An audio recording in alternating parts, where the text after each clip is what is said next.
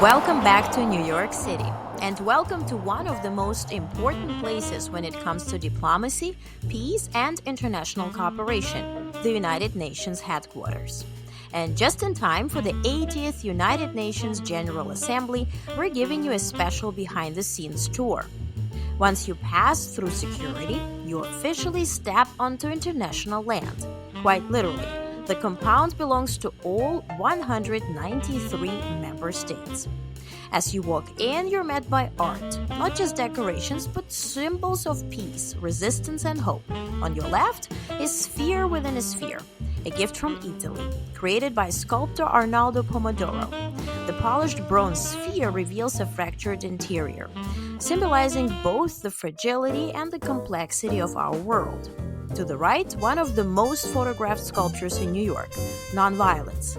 The famous knotted gun, a gift from Luxembourg. Created by Swedish artists, this piece was inspired by the shooting of John Lennon.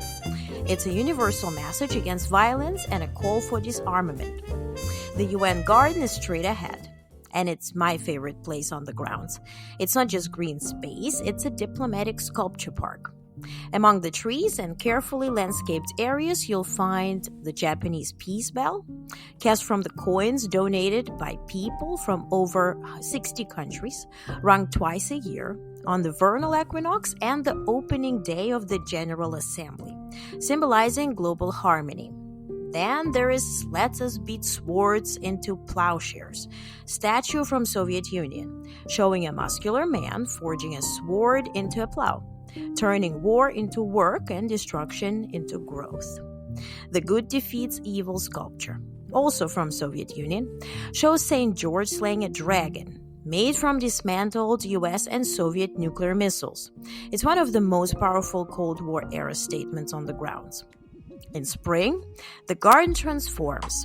Japanese cherry blossoms bloom and rose bushes that were planted decades ago still offer color and fragrance.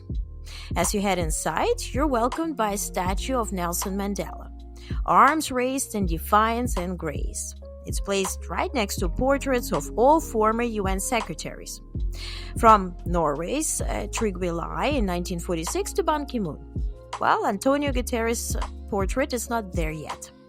Downstairs, you'll find the UN cafeteria and a row of international stores, UNICEF shop, UN bookstore, and UN gift center, where you'll see jewelry, scarves, books, and decorative items representing the cultures of member states. Now, did you know the UN has its own post office? Well, operated by UN Postal Administration, it issues its own stamps and lets you mail items directly from UN territory. It's a collector's favorite. Now, Security Council meetings take place just around the corner.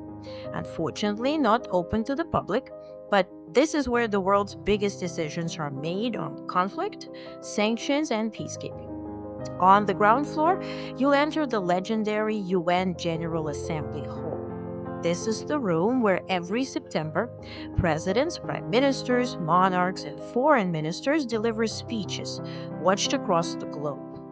Also here is the so-called ECOSOC, the Economic and Social Council. It's the chamber. Unique wood and cobbled design sets it apart. This is where conversations on global development, gender equity, education, and sustainability take place, the quieter but vital side of diplomacy. And throughout the building, gifts. Gifts from nations around the world, each carrying culture and symbolism. From Canada, a replica Inukshuk built of igneous rock, historically used by Inuit to navigate the Arctic tundra, it now symbolizes unity, survival, and guidance. Well, perhaps something we all need more of. From China, a large porcelain vase and intricately embroidered silk tapestry. From the United States, the Golden Rule, a mosaic depicting people of every race, creed, and color with dignity and respect.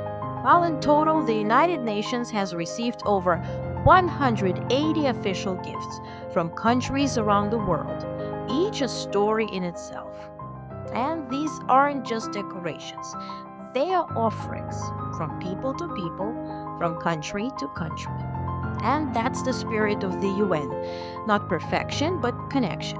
So, here, this week, leaders and delegations will gather to discuss the world's most urgent challenges, from war to climate, from poverty to peace building. And now you've seen the space where it all begins, the place where the world meets. Welcome to United Nations. See you back on Curating Culture.